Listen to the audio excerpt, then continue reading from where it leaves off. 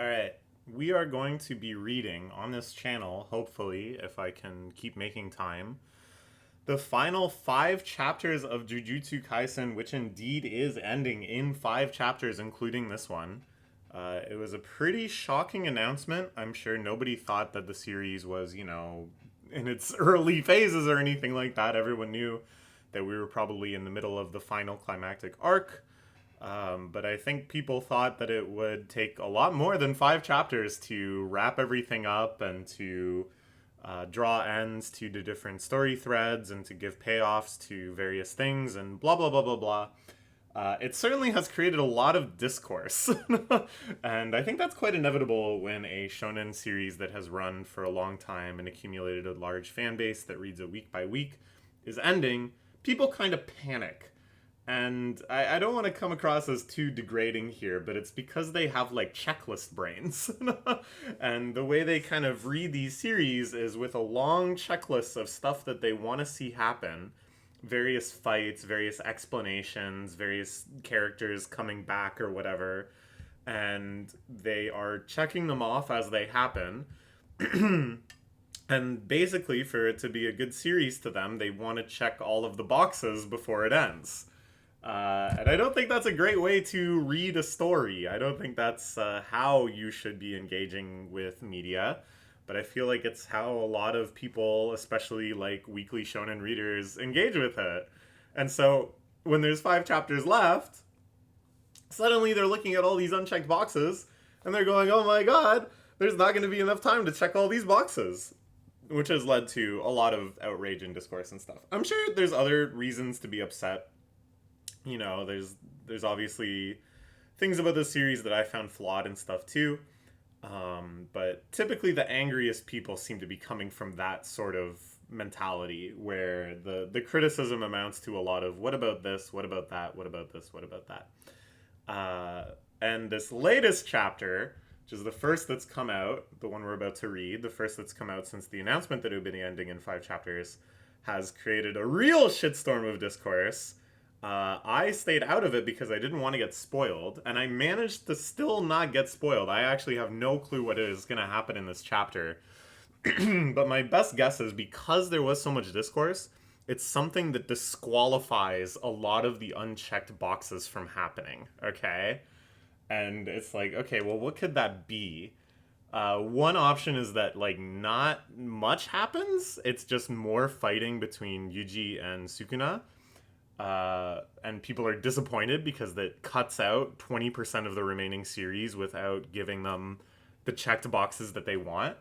I don't think it's that, though, because the discourse seemed even more extreme. Other potential things are the mending happens. Somehow, okay, so the way the mending was left is that it hasn't happened, but all the conditions are set for it to happen, and somebody just kind of needs to, like, trigger it. And there was something about Megumi has inherited the power to trigger it after Kenjaku died. Something like that. And so Megumi is kind of like in a Shinji type position in Evangelion where he holds the key to basically triggering like instrumentality. And all humans on Earth are going to like fuse together with what's his face? Tenho. No, that's not right. That's Toho. No, Tenho is Mahjong. Tengen. They're all gonna fuse with Tengen, and it'll create like a real Evangelion-esque ending where everybody's just gonna be standing around saying congratulations. I don't think so either. It could be that the battle ends with like a fake out off-screen anticlimax. I could kind of see something like that happening.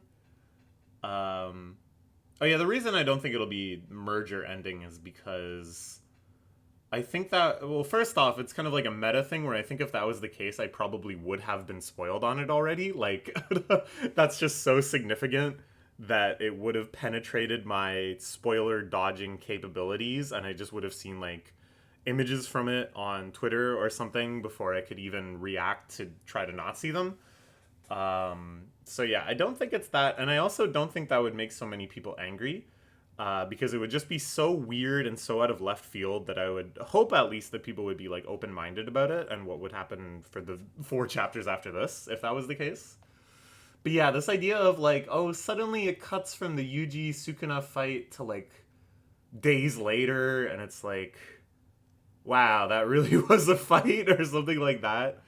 I could see people being really upset about. Because all I know is that there is discourse. I really don't know the tenor of it besides people seem largely upset. The most vocal people seem upset, at least, which, again, I'm not taking that as much judgment on whether or not I'll like it or not. Okay, well, let's just dive in. I think that's enough speculation, enough table setting. Okay, for starters, I have one big checkbox that remains unchecked, and I hold it close to my heart and have never let it go over the past years. And the checkbox says Nobara comes back, and it's like I don't even know what I'd want her to. Oh my gosh, I'm phlegmy from eating dinner. I don't even know what I would want her to come back to do. It's not like there's anything kind of for her to do. And it's not like I'm some kind of weepy, upset about how tragic it was that she died.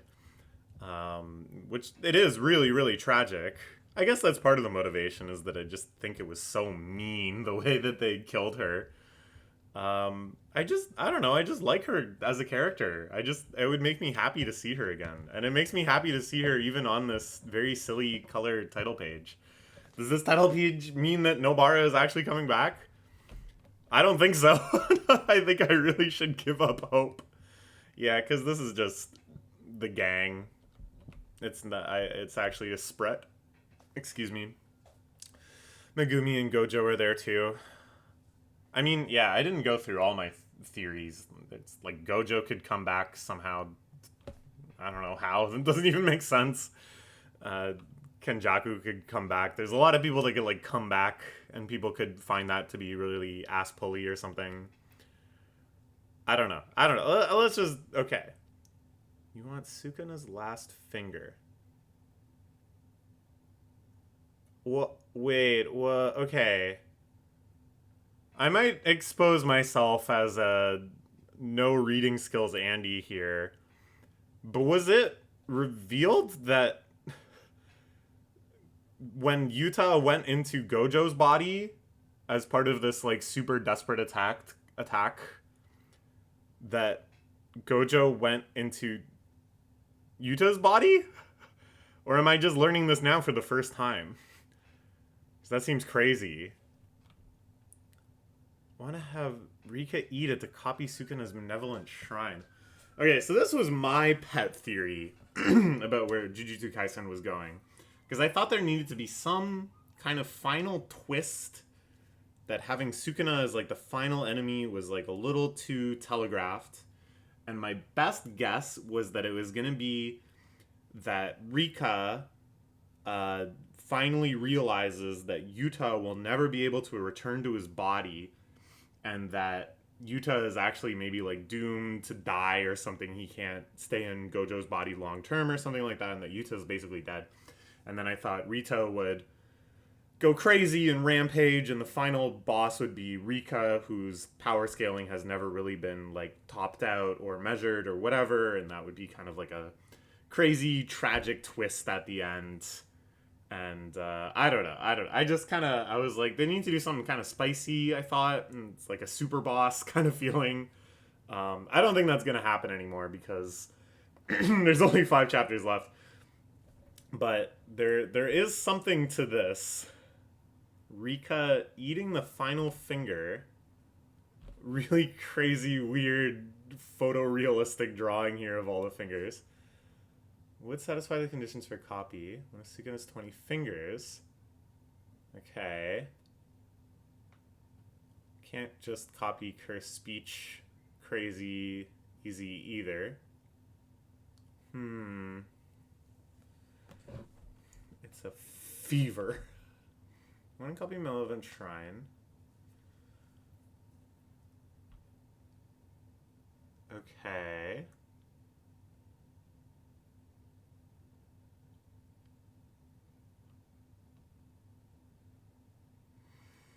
Okay.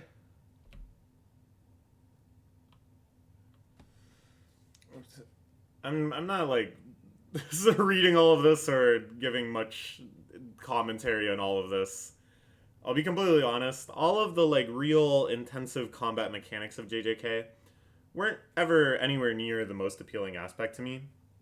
I can kind of appreciate it on an abstract level of like I think it's kind of a fun way to write combat and a good way to kind of flesh out the lore of the series and something, and I think this is very important for people who are really really nerdy about the series to plunge into and speculate based on and stuff like that. And I really appreciate that they're able to like build up this consistent system of mechanics and stuff and develop the story with tension around it. But it's just not a level that I can really appreciate it on. It's so freaking complicated. uh, okay, anyways. Sure.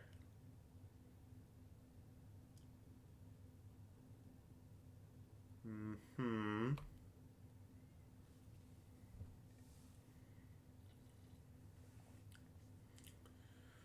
Itadori can't read Sukuna's thoughts.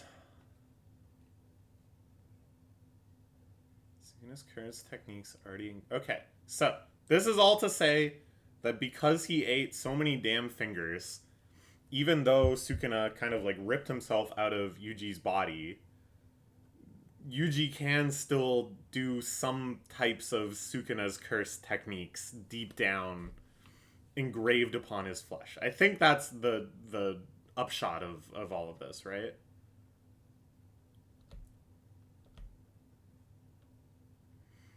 The other thing I heard is that I'm doing myself a huge disservice by reading the official translation, that the official translation has actually gotten a lot of things wrong compared to the scanlation. So maybe aspects of things that confuse me are actually like uh just straight up confusing because the translation is confusing. Okay. Two are missing. When he used the transfer... Yeah. Never recovered the last one. Fulfill the copy conditions for Melvin Shrine. Wasn't my finger, but the boys. Okay.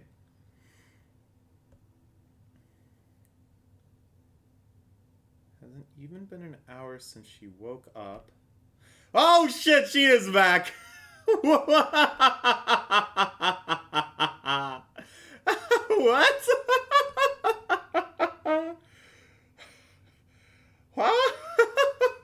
So she, all of her like voodoo powers and stuff. This was like the one cope I had was that her object body transference thing would someday be relevant. But again, I can't appreciate this series on a nerdy enough level to understand mechanically if that was being foreshadowed or if there was just sort of like similar mechanical themes that aren't actually mechanically connected. So I can't even say why Nobara has showed up. But she showed up. Okay, so yes. With the final finger, she's using that as the synecdoche of Sukuna's entire body. So she can nail the finger, and then Sukuna gets nailed. I think that's what's gonna happen here. But blam! Yeah! She did it! Sweet! Cool! And then, of course, yes, there's a lot of mechanics around can't miss techniques and must miss techniques and insta-kill techniques and blah, blah, blah, blah. Anyways, cool. Okay. And I like this, too, because in the end, it's going to be the trio. You know, Megumi is involved in a strange way, but he's here. And Nobara is playing a real significant role. Dang, so did Yuji know about this? Did he know that this was part of the plan? Okay. And now Yuji using Sukuna's techniques here, the dismantling cuts. Okay, Sukuna gets a punch back. See, this is what I like. The super kinetic, super stylized, super intense, choreographed fight scenes. You know, I like that they're fueled by a lot of mechanical depth, but to me, this is where it pays off.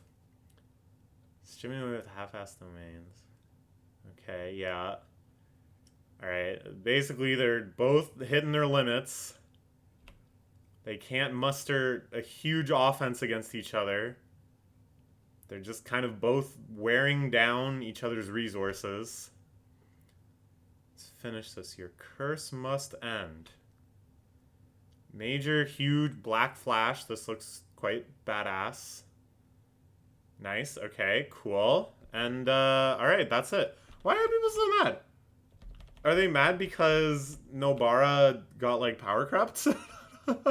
And was able to fuck up Sukuna despite not being that strong and then being in a coma for a long ass time? I could imagine people getting mad about that, but I don't give a shit. I think it was well justified. You know, this whole idea of Sukuna's fingers being like parts of his whole, this like representative synecdoche of this super powerful entity that got reduced down to little withered fingers scattered around the world. That was something really, really cool in the early days of JJK, I think. That was a theme that was very foundational to the series at first. And now they're kind of bringing it back to the forefront of relevance and being like, hey, do you remember the whole thing with the fingers? Like, that was important. And this is how it's important. I don't know. Again, I haven't engaged in any of the discourse around this because I was avoiding spoilers. But I'm really curious, like, what the heck is it that people thought about this chapter? Why were people so violently upset? Didn't they want Nobara to come back? Are they sad because she has an eye patch and she's not as cute anymore? Because that's foolish. An eye patch is adorable. Nobara is great. I can't wait to read the next 4 chapters, and I think I'll try keeping making videos about it too. So look forward to that. Okay. All right. Bye-bye.